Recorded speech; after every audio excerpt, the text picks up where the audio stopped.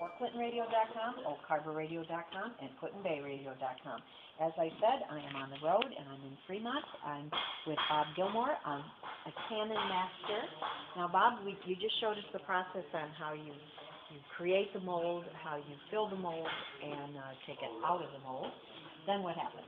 Well, from there, we'll take and polish off all the sand, clean them off. We'll sometimes sandblast them, hit them with a wire wheel. Then we move them over here to the machine shop, where, like on the cannon barrels, we'll grind off the flash. Like here's one that's got to be. This is with the deadhead. We got to cut the deadhead off. That's just done over in the foundry. So you've got the solid barrel, and then we take the parting lines off. We grind those off, smooth them up with a sander, and then we mount them on a lathe. Like this is one of my lathes. These are I've got most of these lathes are obsolete. I get them for scrap price, basically, and I just make them work. And there's no automation about these other than the feed. There's no CNC or anything. No computer. The one over here is probably World War I, closer to World War II, somewhere in probably 1920s. I'm guessing. It used to be run by steam. This one here is a 1950s. It's a German lathe, and this is what I do most of my boring with. This probably weighs, I don't know, 6-7 tons. Well, other than you got it for the right price, do you like the kind of work that you can get out of it? Yeah, I mean, it's just, well, my problem was to get things bored the way I want, and a lot of people argue with me that my spade bits wouldn't work, and it does perfect bore. I mean, it doesn't get any better than those. So we bore them out with those spade bits. I've got all different sizes from 1/2 inch up to, or 3/8 up to 5.82 inches is my biggest bore. And once we get them bored out, then we put them on the polish lathe, which this is a Confederate mountain rifle right there, getting ready to polish. Wow, look at that. And when I get done with that, you take it out in the sunlight, it'll blind you from the gleam, because it's highly polished when we get them finished. And then once we have the barrel polished, then over in the wood shop, we'll build the carriage for it. So, but the wood shop's no big deal. And you said that the carriage is made out of this? A lot of my carriages, I like to use walnut. Walnut, yeah. Because a walnut is highly resistant to rot, and it's strong and it's light. So. Is that what used to be used as well? No, they usually use oak, but oak's heavy. Yeah. When you got to move them around all day, whether on a movie or whatever, and a lot of times I'm by myself. I have made them out of oak, but it just seems like walnut lasts and weathers better.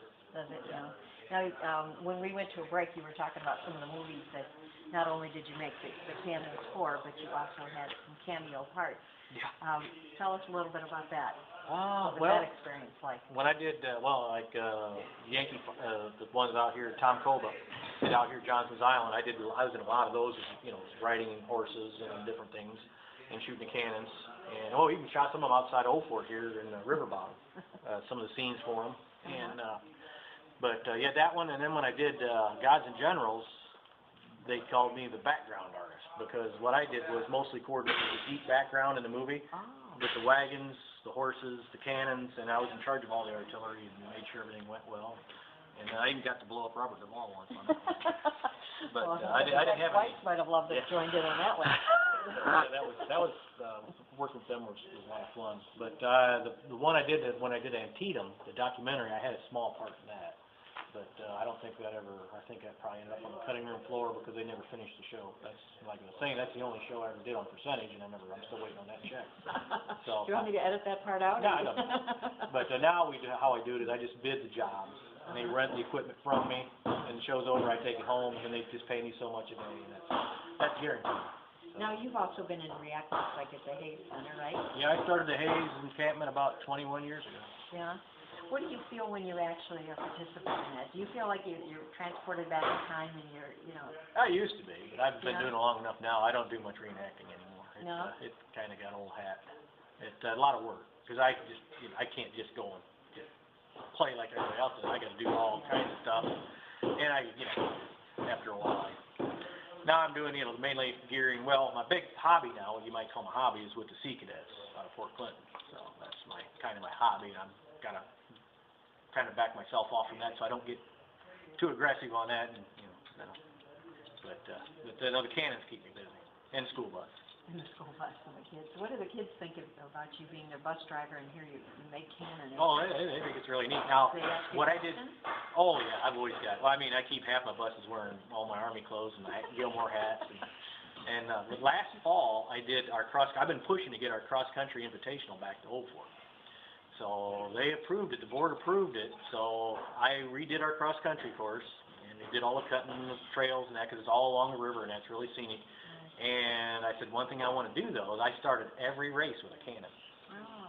And then nobody does that. So that was, and this year, I made all the medals, because I do make coins.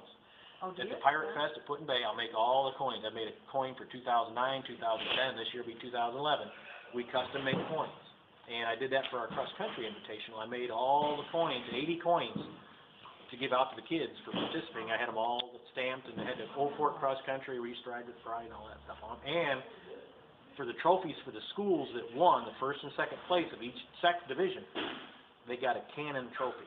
I made a cannon with the Old Fort Invitational cast on it, and it was, I didn't actually fire, but you know, they were just bored a little bit just to look a little hole. And we gave them out as trophy. They're still talking about that. Just clear down to state. Now, noticing when you were pouring, the smaller the mold, though, that's a lot more intricate work. Was that hard to make the coins as well, then?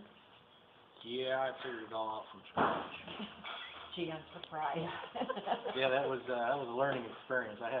But I got those down pretty good now. Yeah? You just gotta cook the snout out of the metal. Bob, what do you look forward to doing? What would be a project that hasn't been brought to you yet that you would think that, wow, that would be one of the ultimates? Because I'm going to assume that you're going to go to your grave feeling as though the next one is the ultimate. Well, these bateaus are going to be a challenge for this Lewis and Clark, if I get the job. And how big are those? 38-footers. Wow. Wooden boats. But they called me back. I was already one step ahead of them. They won't, because when I did the War That Made America movie, I got stuck in charge of the boats and canoes. We did an invasion. The British invaded towards the French. So I got to coordinate, because I had the big barge we built to haul my cannons across some Lake Champlain or whatever it was for the battle we were portraying. Well, we had extras in the canoes, and extras are just like reenactors, are mostly idiots. And so I ended up, by the end of the day, I ended up taking divers. Rescue divers. We put them in the water, one with each boat on the off-camera side to guide the boats where they had to go, because these idiots could not paddle a boat. So that's what we ended up doing with that show. So what gave me an idea, if I build some more Voyager canoes, which I just bought one from Fremont here. Ralph Billows had one that I bought from Ralph, and I'm going to use that as a pattern to build more of them.